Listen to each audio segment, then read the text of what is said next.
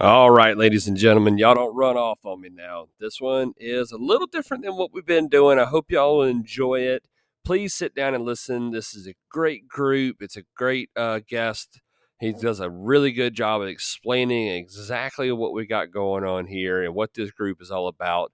I know I received some backlash on when I posted these groups sometimes, but y'all just listen to this. This is a great group. They're very accepting of the dog hunting community. And if you're looking for somewhere great to expand your horizons in your hunting life and including dog hunting, this is a great place, guys. If y'all want to listen, stick around, guys. I mean, I'm not trying to beg, but listen, give it a chance. Y'all check it out, listen, and I hope y'all enjoy it.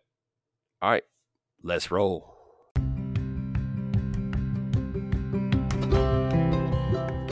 Welcome, everybody, to the Hound's Tales podcast. This is your home for field trialing and deer dog hunting. It'll be stories and discussions on the world of dog hunting. So let's drop the gate, cast your hounds, and get ready for another episode of the Hound's Tales podcast.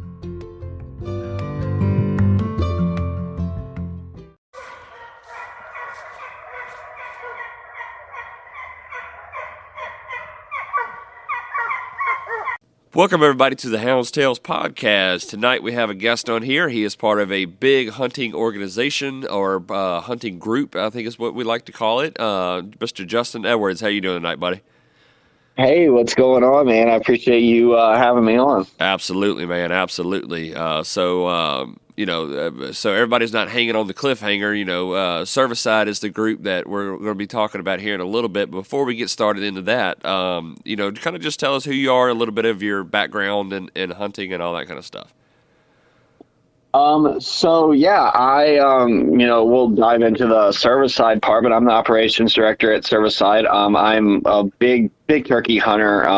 Got into turkey hunting when I was in my late teens, and it was just something that really stuck with me. I enjoy all types of hunting, really. I've recently gotten to waterfowl, and obviously I've hunted big game most of my life and small game, and now I live in Florida, so lots of hogs and things like that. But really, turkey's always been just my number one. I don't care how many I kill or how many people I get on a bird. I still feel like it's always that first time, like it's still exciting. Just, I don't know what it is, hard to explain, but definitely turkey hunter first and foremost. But I just have a huge passion for the outdoors. I started working in the outdoor industry a few years ago through Cervicide. Took a small position and ended up working my way up to being the operations director here. And we really kind of go out for our team, and that's something I've always been passionate about just as a hunter. I got into hunting when I was, in my teens, preteens, teen age. Everyone in my family hunted. Your typical traditional hunting story, grandpa hunted, my uncles hunted. My dad wasn't a big hunter, but he did fish. But he also was an outdoorsman. So definitely got to see different worlds. One of my grandpas was a meat eater. One of them was a trophy hunter. I got to see, really be blessed with all types of hunting and kind of getting to pick almost my own route and like the hunter I wanted to become. I was so passionate about the outdoors. I actually left a career I was at for, probably 8 years to come do this. And it's been great ever since. Love it. I don't see myself going anywhere. The company does great. We do great things. And, all in all, we're just trying to bring hunters together and give them as many perks and benefits and hunting opportunities as we can, regardless of your social or financial status. We, have everything from blueprints on how to do it to, how to budget for it. Anyone can do it, Right. So whether you, live on a disposable income or not. So I love it. That's just a little bit about me, man. I love it. It's I want to touch on one thing real quick before we keep going. Like, I really kind of thought that was cool that, like, a lot of people, when they say they grow up in a hunting family and stuff like that, it's usually like for me, for instance, like I grew up as a strictly dog hunter, so I didn't see anything else but that. But it sounds like you had a lot of different influences on different ways to hunt from like maybe both sides or something like that. That's a really cool like background on that. And when I was growing up, obviously we all take advantage of that. You don't look at it, but we never did one specific thing because everyone in my family did something different. It's just everyone was into something different. All my grandpas, everyone had kids when they were young, except me actually, and. Right. I was blessed enough to grow up with great grandparents and great uncles. My great uncle's still actually alive. I named my son after him, and Wow. it was always family oriented, and no one really liked the same amount of hunting. I mean, we all did the hunt camp, big game hunt, but they dog hunted, bear hunted dogs. We didn't do a ton of deer hunting dogs, but I did get to go growing up with friends and things like that, and cousins, and same with running dogs for rabbits, and Right. we would always get to experience, even if it was only once or twice. But yeah, as I got older, I look back and I'm like, wow, like. Yeah. I know some people that don't even.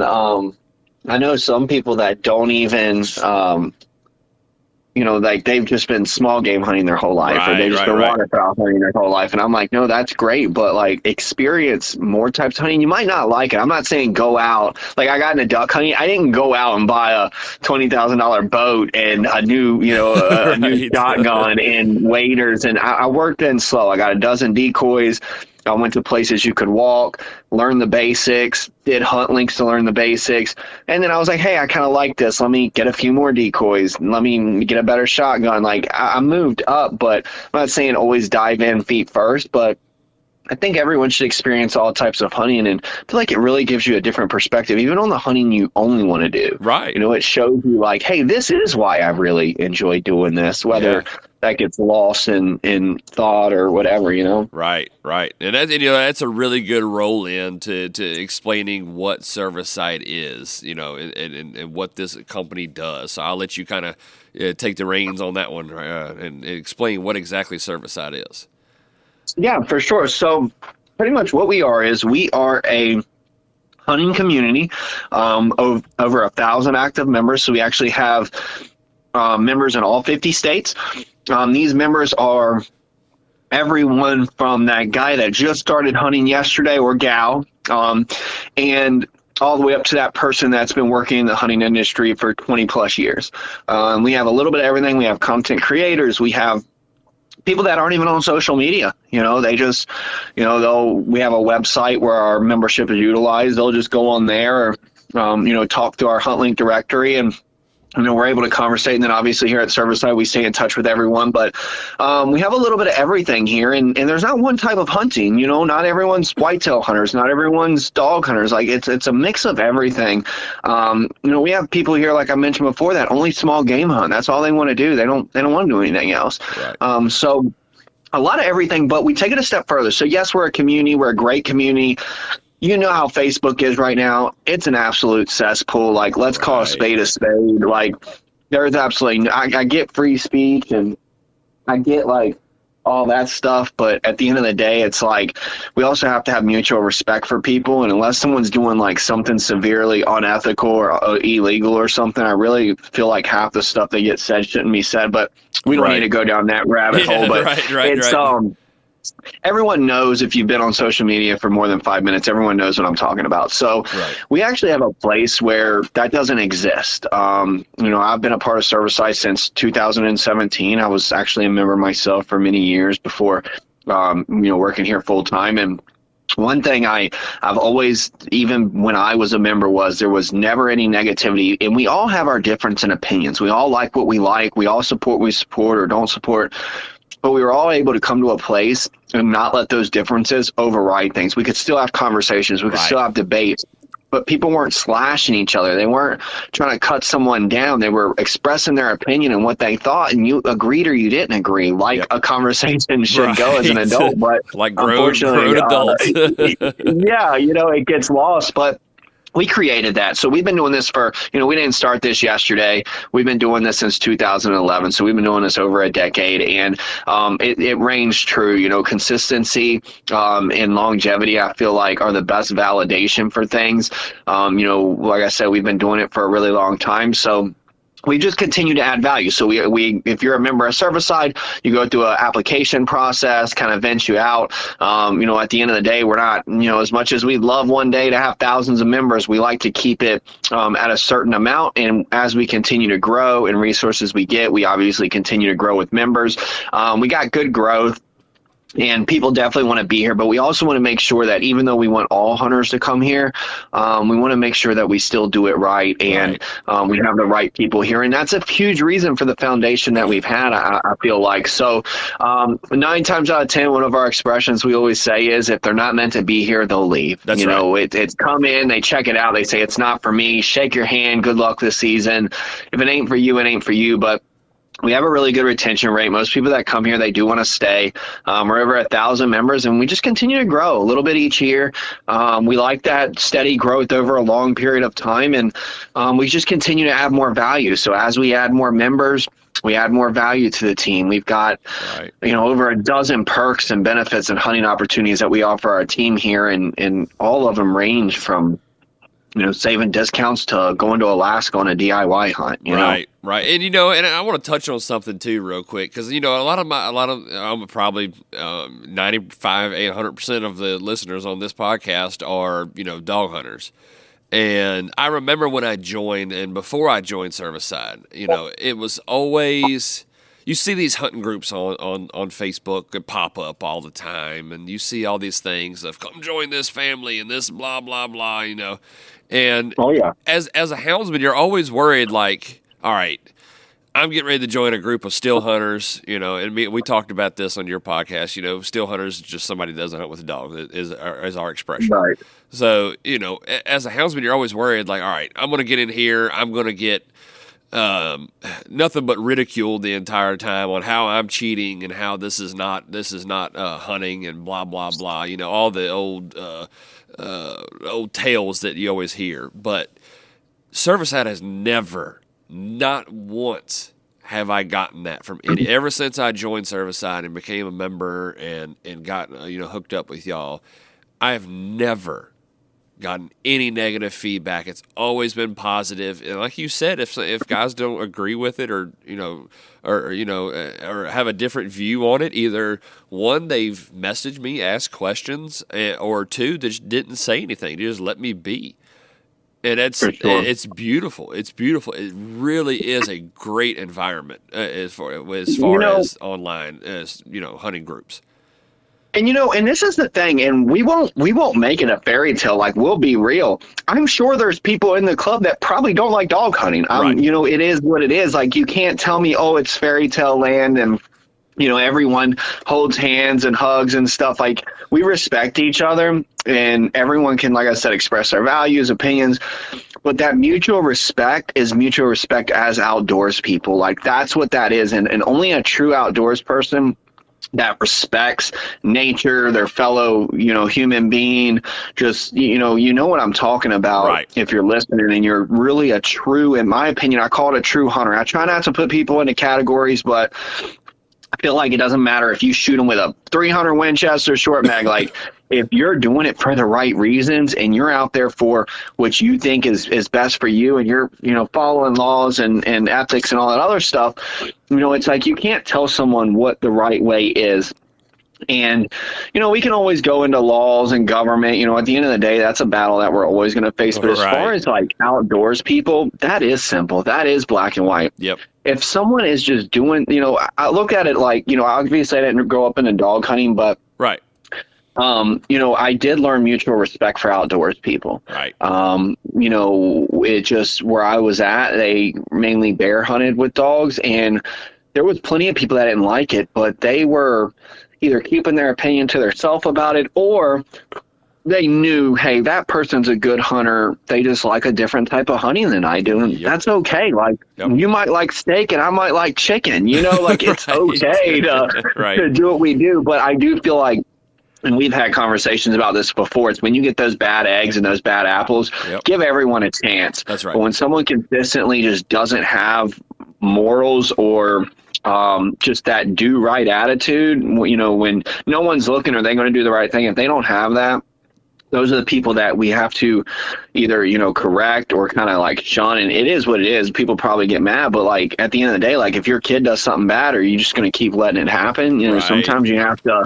Sometimes you got to adult a little bit. Not everyone has someone to teach them. Like I was blessed and I took it for granted that I had both sides of, a trophy hunter that, hey, we let things walk, and then, hey, shoot whatever ain't got spots on it. I grew up with both of those.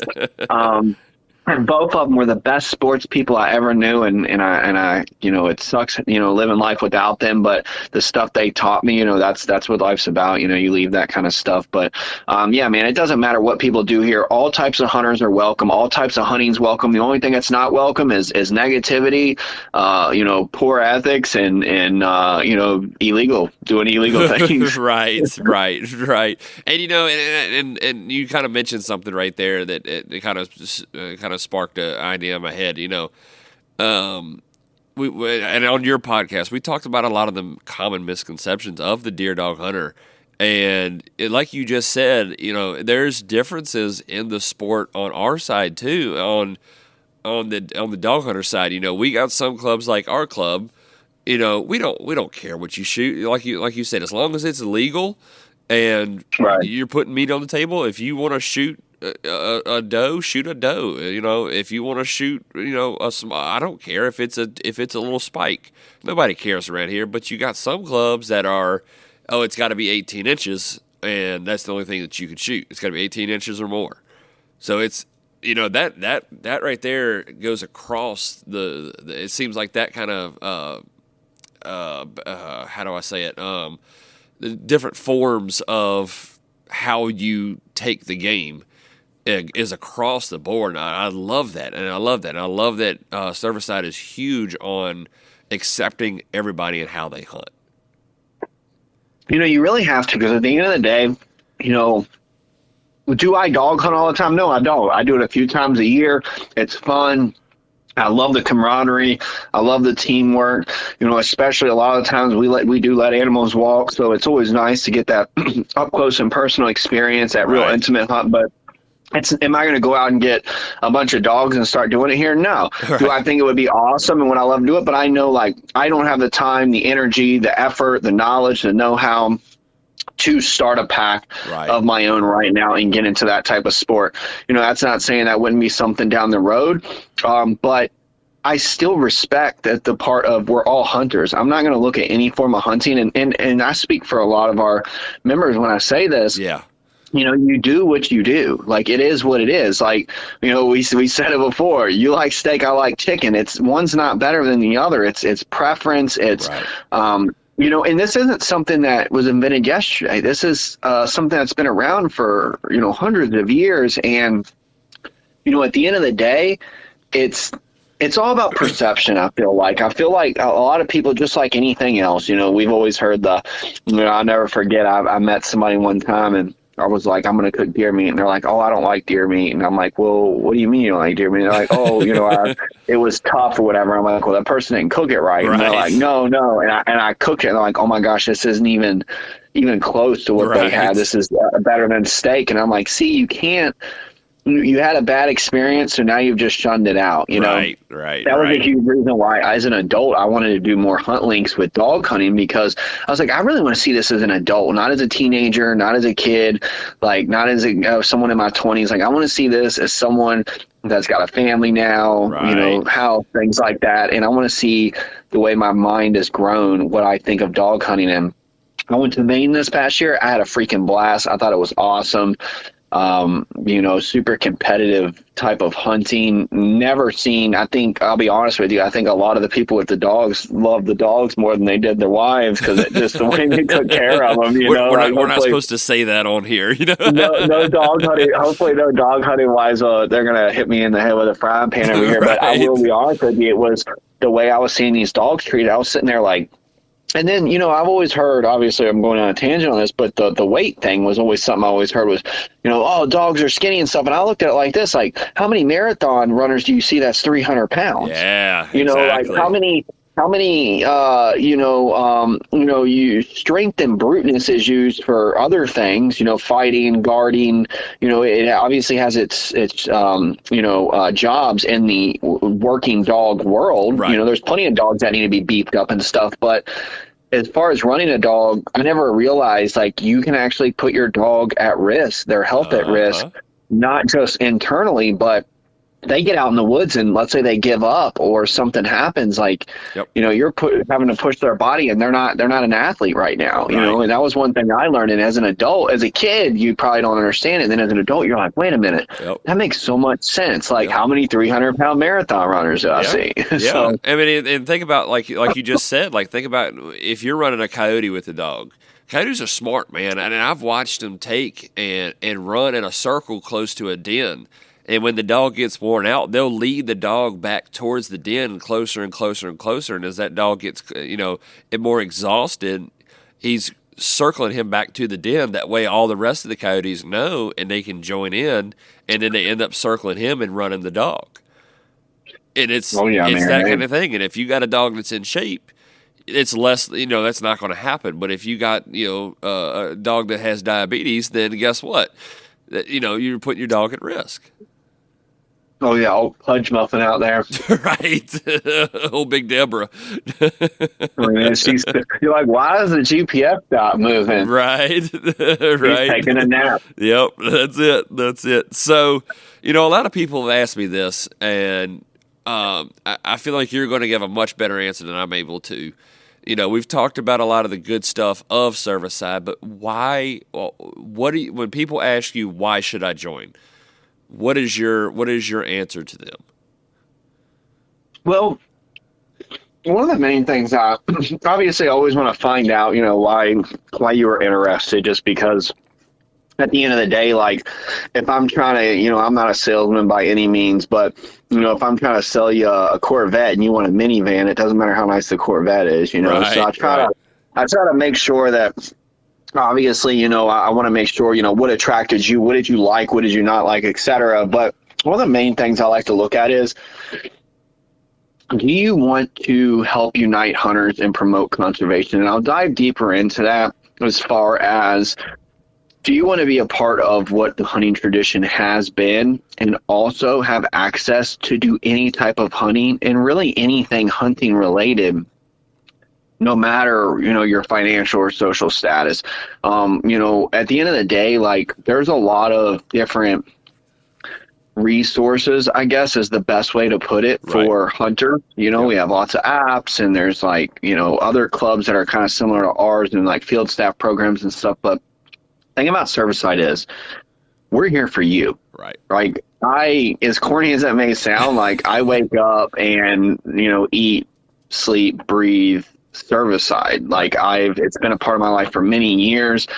Our success only fuels me to continue to be more successful. Right. And us doing everything the right way obviously helps motivate that. But one thing I like to look at is all these people, and I'm not bad-mouthing anyone, because at the end of the day, we're all just trying to help hunters, whatever way we want to help them. But we don't want anyone at Cervicide to be looked at as or thought of as a number or a dollar sign. So we know all of our members, our 1,030 odd members we have, we know every single one of them by name. Right. And I can go through and tell you a minimum of one thing about each person. Flashcard me, I can tell you minimum of one thing about each person, whether it's about their family, Right. What they do for a living, whatever. And these aren't questions that I would have on the application. That's about your hunting experience. These are personal things I know about people, because we make the effort to, like you said it before, I always see it. It's a family, it's a team, it's the best whatever. And I see it all the time, and I try not to scoff, but I scoff because I know a lot of it's not true. Right. If it was true, I'd pat them on the back and be like, how can I help? We're actually partnered with one of our competitors, a little bit of a different niche, but we're partnered. And people always ask me, like, why do you partner? Like, you're kind of supporting each other. I'm like, we're feeding off each other. Right. He's helping me get better. I'm helping him get better. Friendly competition. He's not out to cut my throat. I'm not out to cut his.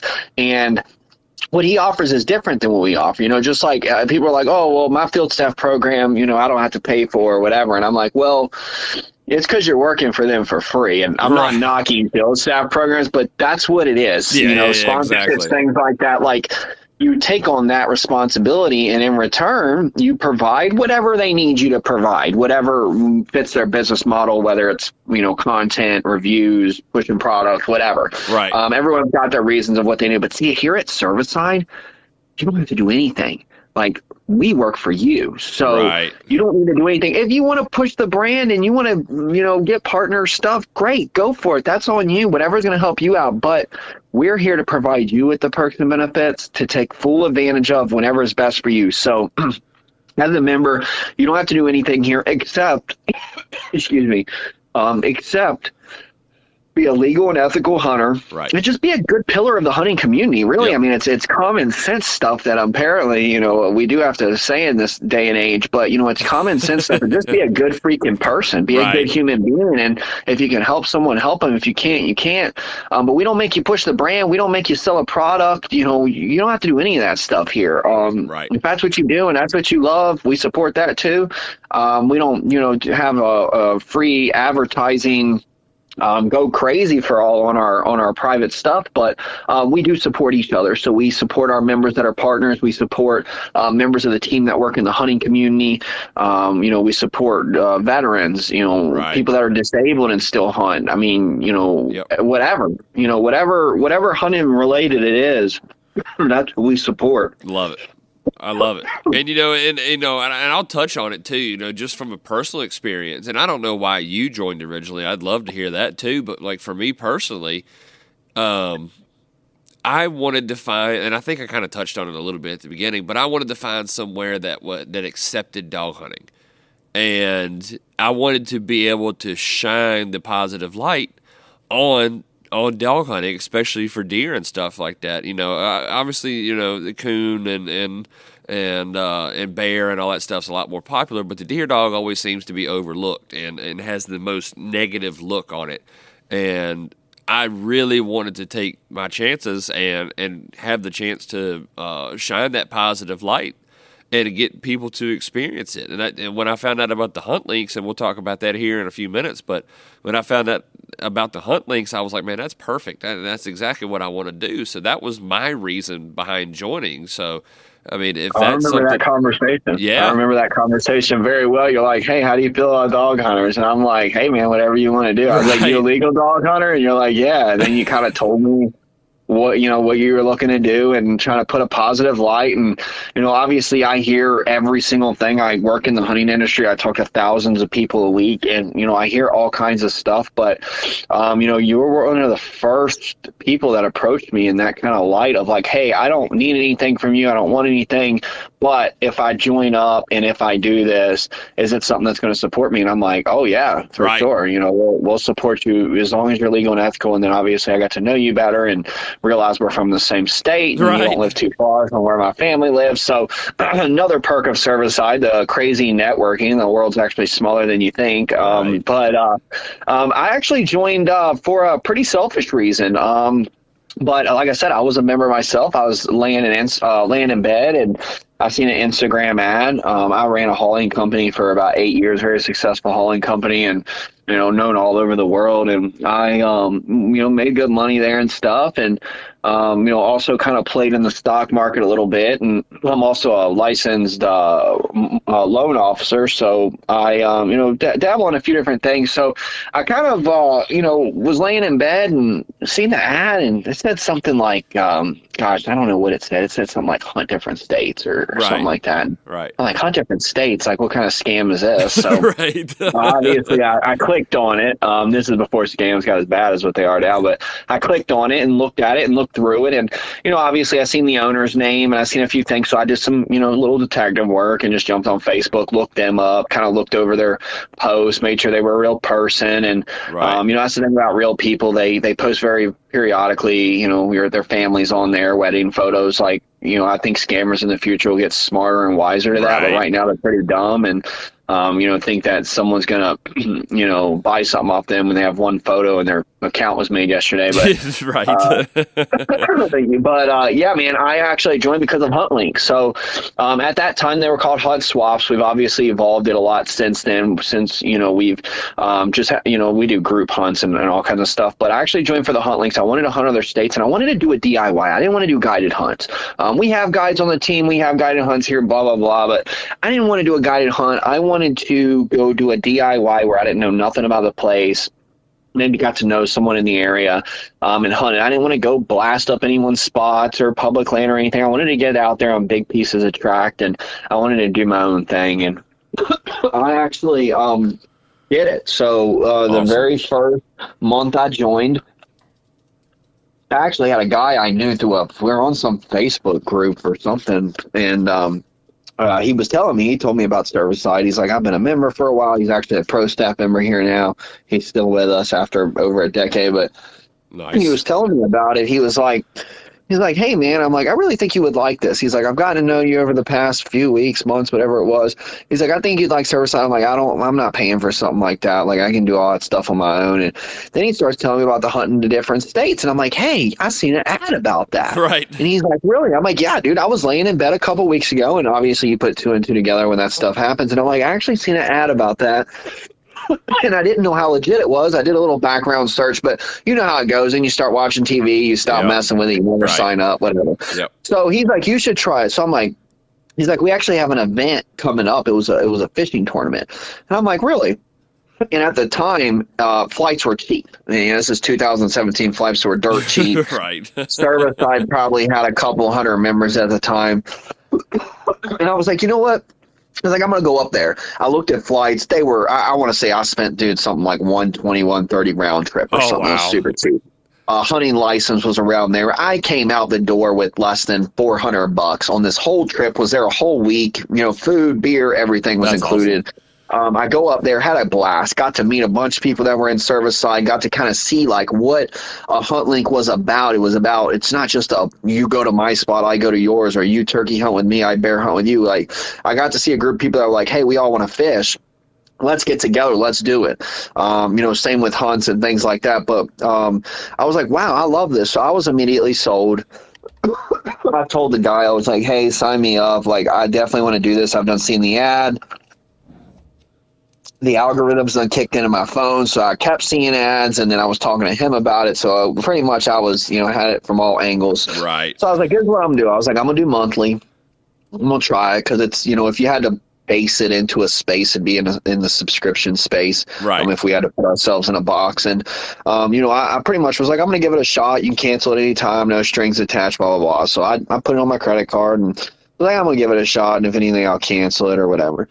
Right. Man, I freaking loved it. I fell in love with it. I went full bore, both feet in, was doing HuntLinks every month, was hosting HuntLinks, was going on HuntLinks, was like, hey, I'm off next weekend. Do you guys want to go to Mississippi and turkey hunt? People were like, yeah, let's do it. I mean, I'd get with 3 rando dudes, and we'd freaking go, and we'd kill birds and have a good time. And then I realized, like, hey, if you create relationships and you get to know people and you really, really take it to the next level, with just, certain people you like to hunt. I was a turkey hunter, so I'm talking with other turkey hunters. Any turkey hunter knows, like, turkey hunters are the kind of people you don't really hear from during turkey season. They're in the turkey woods. So I'm not saying they're not social, because there's plenty of social turkey hunters, but let's just say that cards tend to be kept to the vest with turkey hunters. And I was meeting up with people. We were going to spots. I was sharing with them. They were sharing with me. We were going to public land that we'd never been to, and like, hey, first one to the truck with a bird wins. It was just so much fun, and just, it was so many different types of people that I was hunting with, and I was like, this is freaking amazing. And then all the other stuff, we get discounts, and there's educational resources. Like I told you, I got into duck hunting. Right. The reason I did is because there's so many resources. I'm sitting there like, I can read a couple blogs, watch a couple YouTube videos from people I actually talk to every day, not some random person on YouTube that I don't know. Right. And I can go to their house and they can teach me. Yep. I was planning hunt links with people that I seen killing birds all the time. And I'm like, hey, I'd love to get with you and kind of learn the ropes. You can say no. They're like, no, come on, I'll teach you.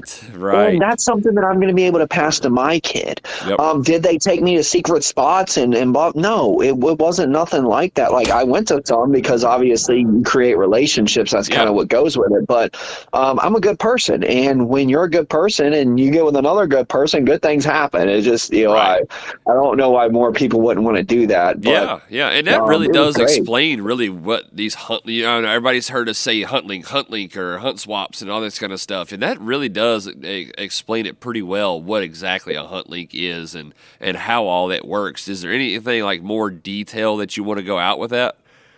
Well, just, it's one of, obviously we have many perks and benefits here, but that's one of the, I would say personally, I think it's the one with the most value. I think that not only does it save with time, but it saves with money. And, like I said, it's really a prerequisite is being cervicide and being a good person. I mean, those seem like two very easy things to do to go on any hunt you want. But if anyone's ever interested in that, definitely reach out to us. I've been on, probably 30-40 of these things. I do them on my weekends off, and I actually had one last weekend. I got with a member that just joined. I'm like, hey, you want to duck hunt? Like, a hunt link is as simple as that. I'm like, hey, I'm going to a piece of public, you want to go with me? He's like, sure.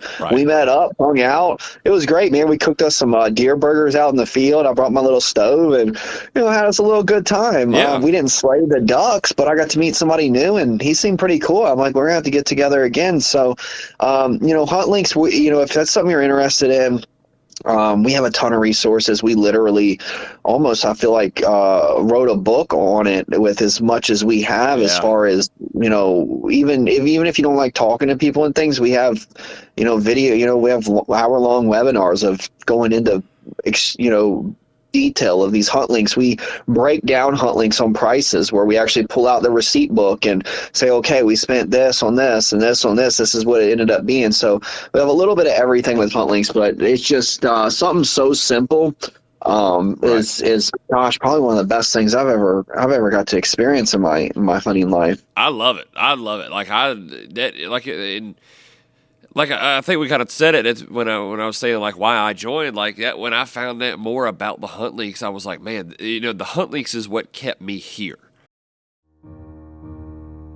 Inspired by the life of the savvy and ambitious Colombian businesswoman Griselda Blanco comes a new Netflix original limited series. Griselda tells the story of a devoted mother who, with her lethal blend of charm and relentless savagery, creates one of the most powerful cartels in history. Witness Sofia Vergara's captivating transformation into the godmother of the underworld. Griselda, now streaming only on Netflix.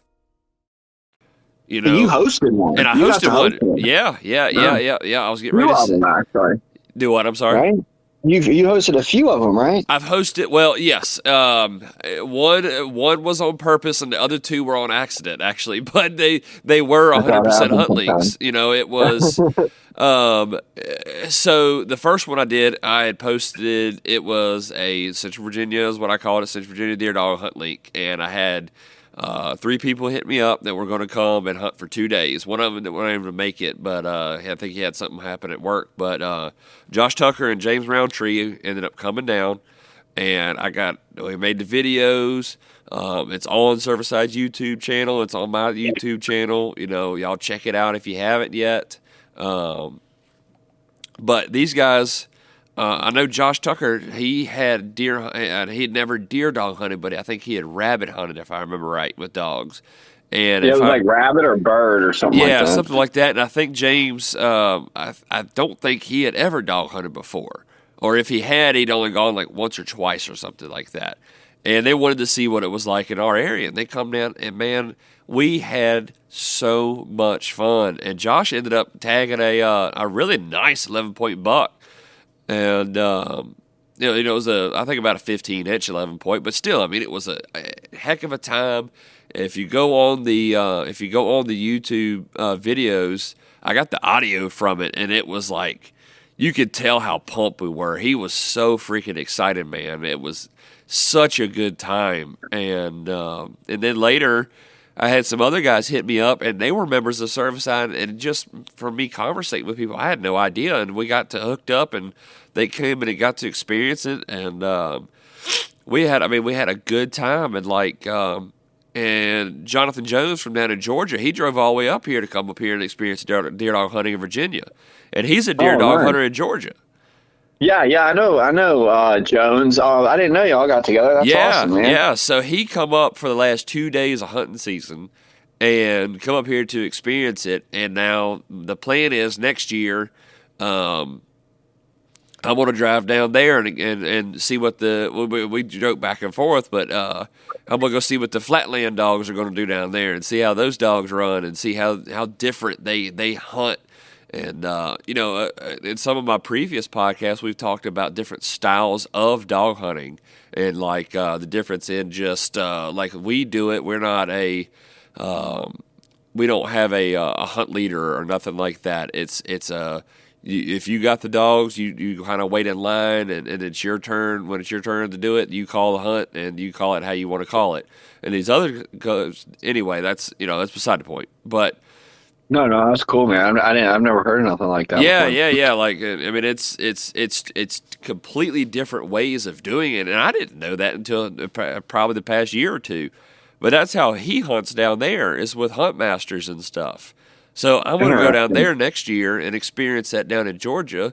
And believe it or not, he, after hunting over to my dogs, he liked one of them so much. He was like, when you come, if I got a gyp that's in heat, I want to breed to him. So now I get to throw my bloodline down to Georgia that I've got that's been in my family bloodline. So that was just an honor that I got to be able to do something like that, Dude, hunt links, man, and that's the thing about a hunt link is we actually do have some people in the club that are obviously I don't want to put anybody on a pedestal, but more on the famous side of things and of life. And one of the guys that's in Cervicide, he's actually a musician for a group that many of y'all probably know. But he, that's one thing that he had told me was, the people that you'll meet, because when we first met, he had mentioned that he's like, you never know, when you go on one of these hunt links, who that person, really is. Right. And when you really get to know them, it's you never know who you're going to meet. And then I end up meeting this guy, and he ends up being a famous singer and all this other stuff. But it's just crazy because, you never know you're going to meet. So it's okay, you really get to, because you don't know them. So it's you really get to 100% get to know them. Right. To be is it someone I like or is it someone I don't like? I'll hunt with people I like and I'll hunt with people I don't like. I'll hunt with people that I make it a point to get with every year, no matter how busy we are. Then other people, I'm like, maybe we'll just go small game hunt later or something. Right. But, right. Dude, and that's cool, man. And, it might be interesting to see how your dogs react to hogs, because y'all don't have hogs in Virginia, right? No, and I hope we never do. But, no, we don't have any up here. Well, because I'm curious if how sometimes a dog can get trashy. Obviously I'm not saying yours are. I'm just saying a new species. I'm wondering if that kind of would contribute. I guess it really show the discipline of the dog, because hogs are some stinking creatures, and that's going to be a smell that I don't care what you are, it's going to smack them in the face, and they're going to be like, what is this? Right. And I've never thought about it like that. Most of the time, I can't speak for everybody's, but most of the time at deer dogs and stuff like that, I have dogs, and I guess it depends on what dog it is, because I have some that, one of my best dogs, he won't touch a fox. He'll run. He'll slip up and run a coyote every now and then, but mainly when he runs, it's on a deer. You can almost you can take the money to the bank if he's running it and he's giving mouth on it. It's going to be a deer. So that would be kind of curious to see if a hog would affect them. They've never seen it. Well, so I don't know. I tell you what, because obviously there's a different. So I would picture a bear. Bears and hogs have always been very similar category to me, and then I kind of group turkey and deer together, just from what they eat and how they just live in the woods and things like that. But I bet you that maybe more so. It's a crazy rabbit hole, but I bet you we'd have to find somebody that does northern and southern states and ask them like a deer smell has to be different than a bear and a hog. But I bet you a bear dog could probably get confused. I wouldn't doubt that. I wouldn't doubt it because you never know, man. Dogs are their noses are so crazy. It's like you never know. Well, and you made an excellent point. I mean, without even hunting, deer and dog hunting, you made an excellent point. Like a lot of times, dogs will get thrown off on turkeys. Deer dogs will get thrown off on turkeys in a heartbeat, and you can really tell how they're running. It's a very broken up style run whenever they get on turkeys, but they will get on turkeys, and it's interesting you even said that. That's pretty cool, actually. Turkeys put I feel like turkeys put a lot of scent off from just a bird being an avian creature. Like they definitely seem to put a lot of scent off, just like hogs. I feel like put a lot of scent off. Obviously bears, deer obviously put enough down that the dogs need it, but it could too be an overpowering scent. But hogs are crazy. I know in Georgia they don't have a shortage of them, just like us. Right. I've always wanted to go do that anyway. Hog hunting, I love it, man. I've already done, probably 3 or 4 hunt links this year and gotten members on hogs that have came down. That's awesome. Now the crazy one that I want to do that helicopter hog hunting. That looks wild. I heard they obviously do that in I think Texas and places like that. But I talked to a guy that lives in Arizona, either Arizona or New Mexico, and I was talking about hogs. I'm like, man, I figured y'all be ate up with those things and javelinas and stuff. And he's like, actually, no. He's like, the government really cracked down and they spent a ton of money and got a bunch of contractors and stuff out there, and they did the helicopter thing and obviously brought tourists in and stuff, and they've just decimated. And he's like, it's rare. He's like, if there's places that have hogs, he's like, you best believe the town don't talk about it. Like it's hush hush. That's awesome. That's awesome. That's like the ghost Black Panther up here in our area. There's you talk to people and get them talking, and it's supposed to not be here, but you talk around and people have seen it. I've seen it. And oh yeah, dude. I remember growing up, my grandpa working at the sawmill. He came home one day and he's like, oh man, I seen a mountain lion today, and we're all like, what? You didn't see no mountain lion? Well, I grew up in the mountains of Virginia, and we always heard the stories. You always seen that post floating around of that Texas one with that 10-pointer in its mouth at the feeder. Right. That one's been floating around since I was like 10 years old, before there was even cell phones. But, right. It was funny. I think I remember my flip phone, that being on my flip phone, but I literally, man, Grandpa came home, was telling us that story. We're like, whatever, Grandpa, like, that's not true. Well, dang, if it didn't hit the paper, a guy actually did kill a mountain lion, and the government obviously was like, it don't exist. It's not here. Well, it had a collar on it, and he tried to bury it. And I think, you know what's funny is, that was up here, right? Yeah, I was in Virginia. I've heard that story.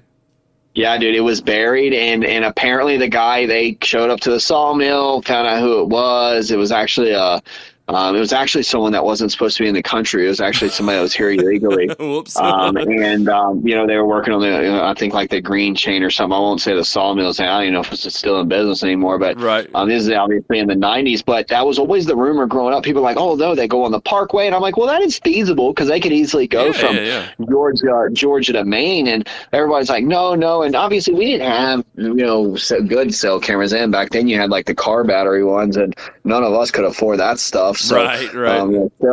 We never even heard about trail cameras because that was for the rich hunter. Yeah, but, that's right. We always kind of like, well, is it true? Is it not true? And you never had any photography. Now you have trail cameras and all this other stuff, and it is popping up. So you do see. People are like, oh, it doesn't exist. Boom. And then next thing you know, the cops are knocking on their door. And Right. I heard not too long ago, I don't know where it was, so I'm not going to even talk about what state it was, but it was in a state that's not supposed to have mountain lions. A lady hit one with her car, and this is just a couple months ago, hit one with her car, and they literally packaged it up and got it out there. The news showed up. Because it was a wreck. Right. So the news showed up and was like, hey, we heard there was a wreck, blah, blah. They're doing their story or whatever. Because it's a small town, small town. Right. Somebody probably drove by and was like, Route 60 is closed. But they literally showed up and they're like, what happened? She goes, oh, I hit a mountain lion. And they got the game department and all that stuff. It's like, no, you didn't. They're like, it was a coyote. And she's like, no, it was a mountain lion. Like, she took pictures of it with her phone and actually sent it to people. So it already got circulated. And I'm sitting here like, dude, just don't lie. Stop lying to us. Just tell us what you're doing. Like, I don't understand the point of hiding it. Like, if it's there, we're it's gonna there. find out. Right. Remember when they used to say they didn't put red wolves in Virginia? Yeah. Yeah, like, okay. And coyotes? Right, okay. That's why there's coyote wolves still up in Nelson. Yeah, they do so much crazy, and that's just the stuff we find out. Imagine the stuff we don't find out. Yeah, exactly. I know. Listening to this podcast now. Right. I know. I'll tell you this little story real quick, but then we'll get off of this rabbit hole. But I was working for the state, and I was in Nelson, like on the north side of Nelson, and we were going down the road, and I passed this thing on the side of the road, and it was massive. Massive, and it was like a wolf. It looked like a coyote, but it was huge. And I said, what in the world? So I went down, and the next crossover, I turned around, and I swear to God, I'll put my hand on the Bible, this story is true, because I had somebody ride with me, and he could verify it. Turned around, came back up the road, turned back around to go back and look at it, and it was gone. And I'm like, okay, all right, something's up with that. That's strange. Like I thought it was a wolf, but it was nuts that, like, within 5 minutes of me seeing it on the side of the road, it was gone. But dude, I've seen, especially being in the swamps of Florida, like the spots I hunt. I usually canoe in the dark to most of my spots. Even if I can walk to it, I like to canoe because just the best way to get up there. It cuts on scent and all that other stuff. But I've seen stuff, man, that I don't even try to even explain it anymore. Like I was at this lake one time, and I seen something roll in the water. Like I could see why people believe in like the Loch Ness monster and stuff. Because now we have 20-foot gators, so like in my brain, I'm like it was probably either a catfish or a gator or like a big carp or something. But dude, I seen something. I was in a boat. I was in a 14-foot John boat.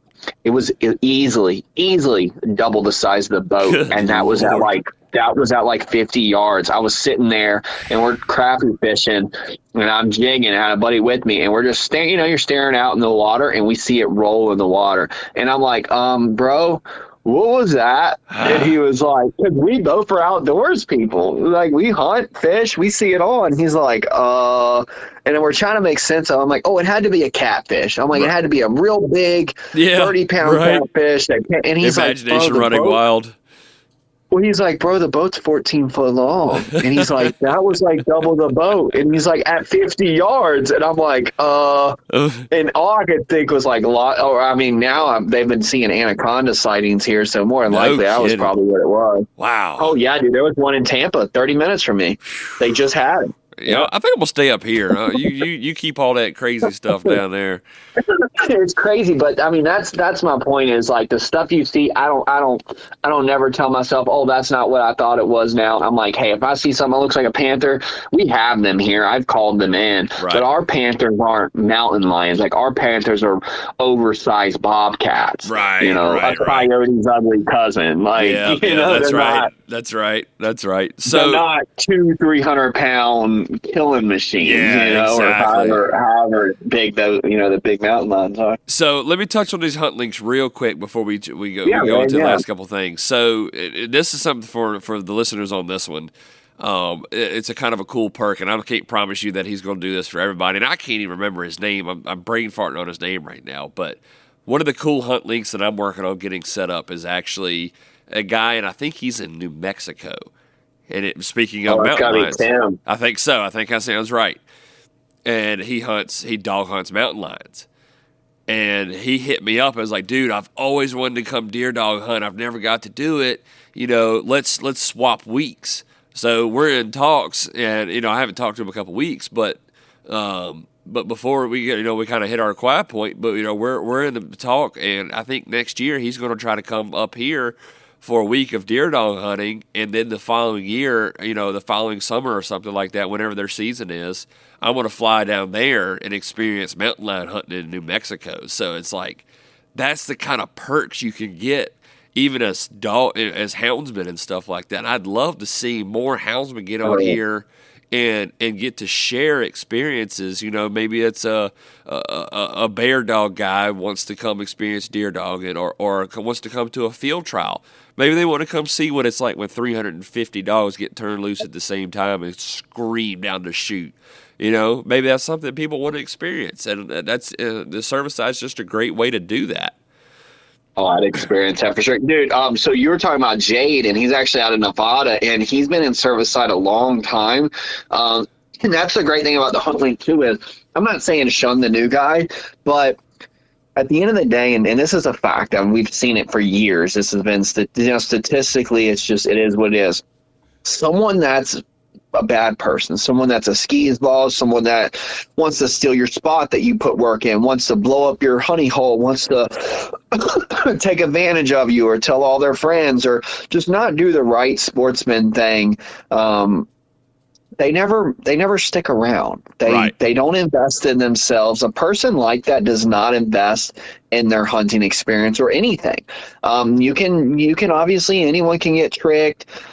Most of us in our lifetime have been there. There's been plenty of people where I thought someone was someone they weren't, and we've all been there. Unless you live under a rock, you've been there. And I'm not saying life's going to be about rainbows and butterflies, and you're never going to get burned, and stuff's never going to happen, and people aren't going to fall out, and all this other stuff. But like 99.9% of the time, the people that are in Cervicide, the people that have stuck it out, and the people that have continued to be there and continue to, you get what you put in at Cervicide. So they're the ones that are putting in a ton and they're getting a ton out. Right. Those people, when you meet them, you instantly know. Someone like Jade, for example. Jade's been in Cervicide for many, many years. He, and then here comes you, here you come, and you guys are setting something up. And that's the thing about a Hunt Link is, there's no one size fits all. Right. You can go try to do things. You can space things out a year. There's been people that I've had on my list for 2-3 years, and I'm like, hey man, I got an opening. Let's get together. Let's make it happen.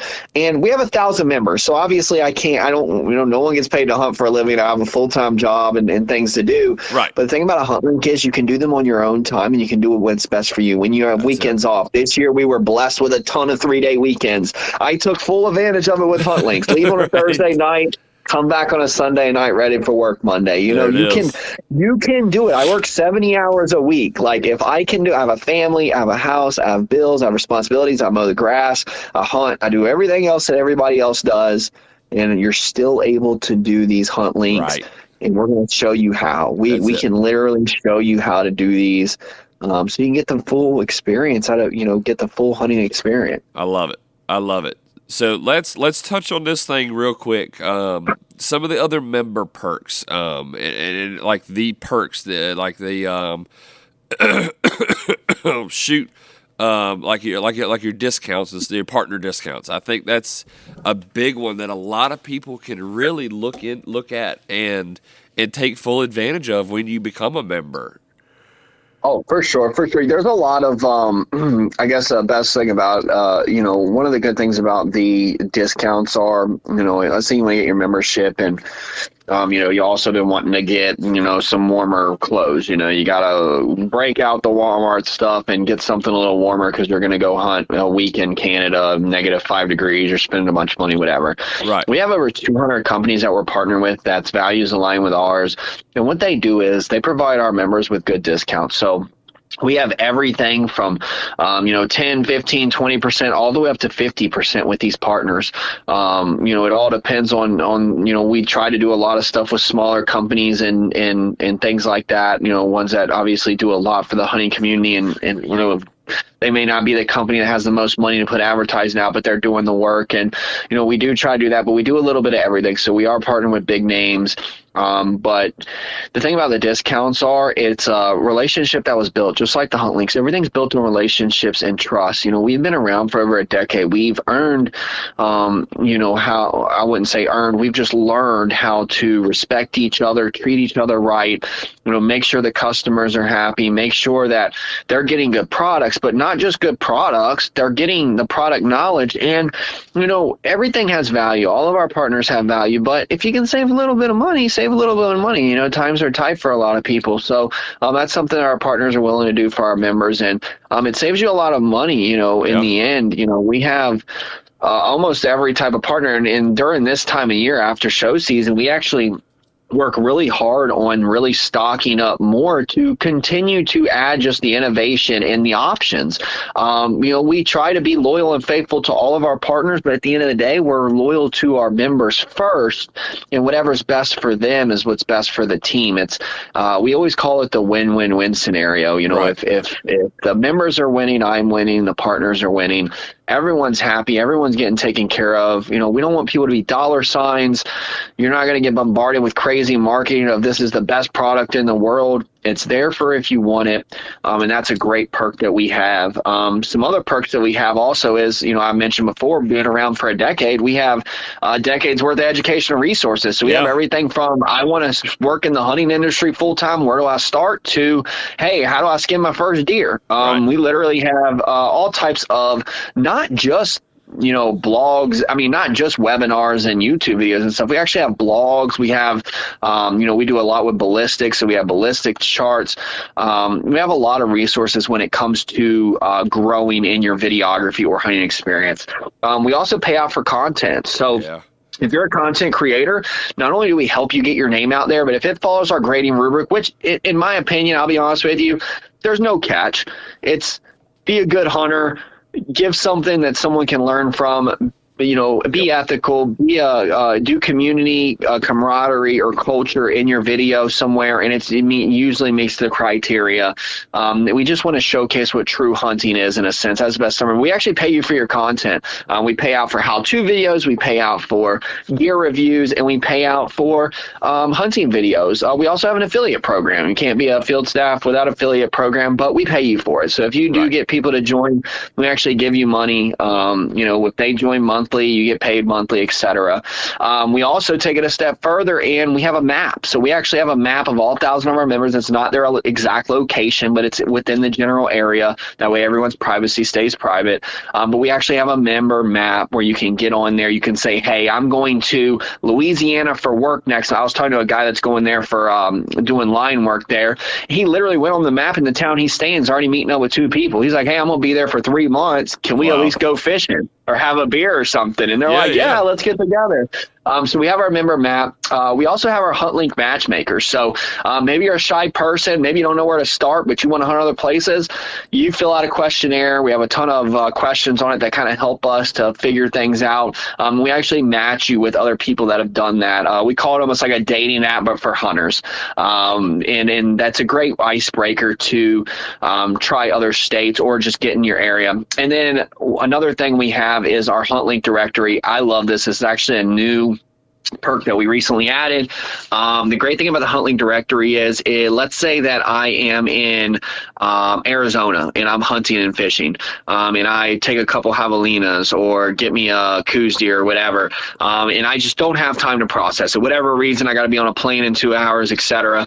Our Hunt Link directory is built out where, since we have members in all 50 states, that comes with resources and networking. So we have it built out where you can actually go on there, not only filter members by state, game species, expertise level, and things like that. We actually have it built out where if you want to go on a guided hunt, if you want to find a processor, if you need a taxidermist, these are either going to be Cervicide members or people that are vouched by Cervicide members.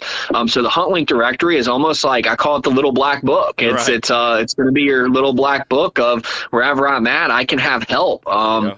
I actually utilized it this year when I was proposing to my fiance, and told a guy I was going fishing somewhere, and that's where I wanted to propose. He actually sent me about 20 different of his secret spots. I'm like, you don't need to do that. He's like, no, man, go have fun, whatever. And I proposed at one of them. Like, so Hunt Link directory, and then we have in-person meetups. So we do virtual and we do in person. So every month, we either jump on a Google Meet call. All of us from all across the country chat about everything from trapping to turkey hunting to dog hunting, whatever. We do have regional ones, and then we do in-person ones. So we go to expos, we do bow shoots. We actually have one coming up. We're doing a camping trip, all kinds of stuff. A meetup is really anything when you get together. We've done bowling, wing nights. We've done a few wing nights when I go to other states. I'm always like, hey, I can't really hunt or fish, but I'd love to go to the local pub and let's get some wings. That's a meetup, and we facilitate those. And then obviously we already talked about the Hunt Link, which is a great perk. And then discounts on swag. So, you know, we have some pretty awesome swag at our Cervicide store. So as a member, you get hookups on that, which, you know, you got to have it. But all in all, man, I know I threw a lot of perks and benefits. It literally looks like a book. But as we continue to grow, we want to continue to give our members everything they can possibly utilize to do what they want to do, right? You know, not be handicapped or hindered. And then we have our own podcast and YouTube channel. You know, you got to stay in touch. You got to, you know, continue to reach people and chat. But our main focus is always going to be our team, and everything else is just kind of extra for us, you know, to help them get the most. Go ahead and shout that podcast out. Oh, so hey, if you like listening to podcasts, I actually host a podcast. It's called Hunt Link by Cervicide. We have all kinds of episodes all the way back from my protege, where, you know, he used to host it and all that stuff. But we actually have years of good podcast episodes. I mean, you name it, we have it. You know, a ton of people that work full time in the hunting industry, a little bit of everything. Check that out. Use those things as resources. The great thing about it is if I want to get into dog hunting, I can listen to a podcast. I can check out a YouTube video. I can read a blog. Right. I can see if it's for me first. We live in a great day and age where technology sucks sometimes. I get it. You know, living the simple life. I grew up in Western Virginia. I know what living the simple life is, but why not make the most out of your hunting experience and utilize this stuff? And, you know, at the end of the day, great thing about Cervicide, and just like anything else, if you don't like it, shake my hand and I'll see you on the next one, man. Yeah, that's right. It's, you know, not everything's for everybody all the time. That's but we do try to make it a point. I definitely take it personally if I don't make someone happy. So I try to. I love it.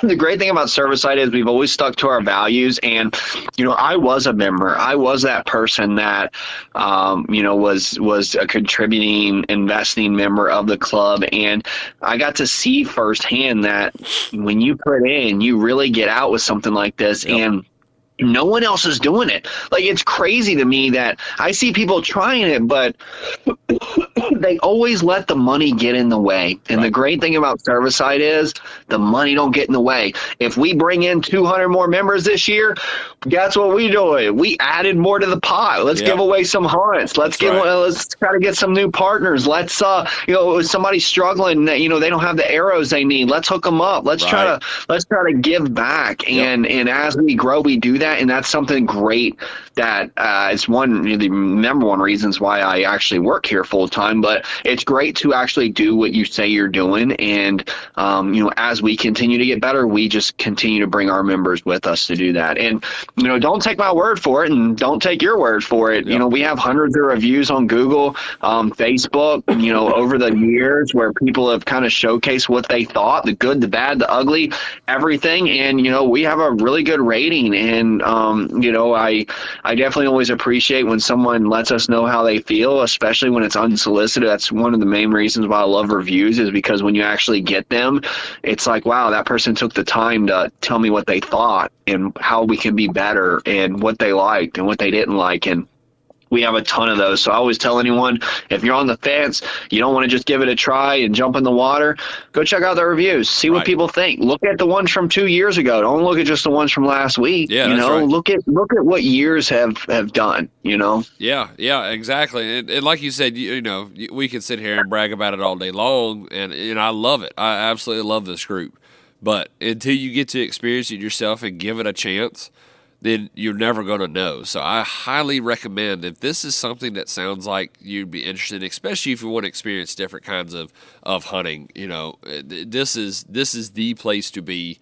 And I don't foresee myself ever going away from it. So well, we're definitely glad to have you, man, for sure. And I definitely appreciate you letting me jump on the podcast. And, you know, I wish more people did things like this. I'm sure I'll live in a, you know, I'm only in my mid-30s, so I'm sure I'll see it in my lifetime of companies that will be competitive with us and start. And I love to see it, because the great thing about it is it just pushes us to be even better. And at the end of the day, hunters win with that. Right. Like the hunter is the one that's winning. And it can sound corny or cliche to anyone it wants to, but at the end of the day, like, you've always heard the expression, like, if you do what you love, you never work a day in your life. Well, that's not for real. I love what I do, and I work my butt off, but you enjoy it. You enjoy every minute of it, even the stressful moments where I'm like, oh, I just wish my phone would stop ringing for a second.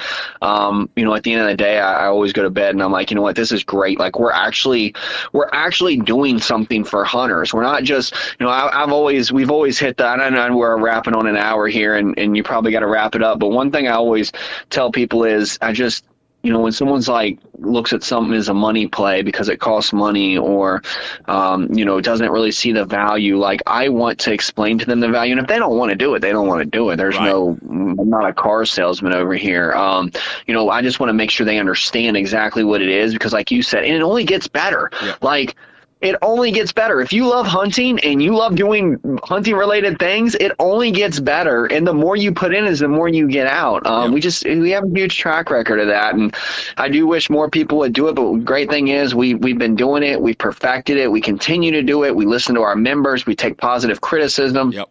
Whatever we got to do to make it better. We have a great business model that really makes it so that we can do what we do. And gosh, I'm excited for 2024. If anyone ever needs any information, shoot me an email. It's Justin, spelled normal, Justin, at Cervicide. That's CERVICIDE. We'll put it in the show notes too. It's CERVICIDE.com. There you so go. Probably spelled it 3 different ways or whatever. Cervicide, Latin for deer slayer. There you go. Deer. Don't know what that means. Perfect. I love it. Well, like you said, we did crept over the hour mark. So I tell you, I think we're going to have a little more conversation, but I think this is a good spot to end on. And like I said, if anybody has any questions, hit Justin up at one of those emails that he gave you. No, so hit him up at Justin at Cervicide. and don't hesitate to ask me. Don't hesitate to reach out to me. I'd be glad to talk to you about it and share my experiences. Like I said, it's been nothing but great. I don't plan on going anywhere. And I'm going to tell you real quick, you talk about the swag that y'all have. Some of the swag is all the swag is fantastic, but some of them is fantastic. My favorite shirt that I own right now, and I've gotten so many compliments on it, it's a doe on the back of the shirt, and it says, "Make doe killing great again." I love that one. Love that shirt, man. I've gotten so many freaking compliments over that shirt. And I'm like, you got to get on. You got to join, man. You got to come on here and check it out. But yeah, dude, that's one of my favorites. I got it on my cooler, and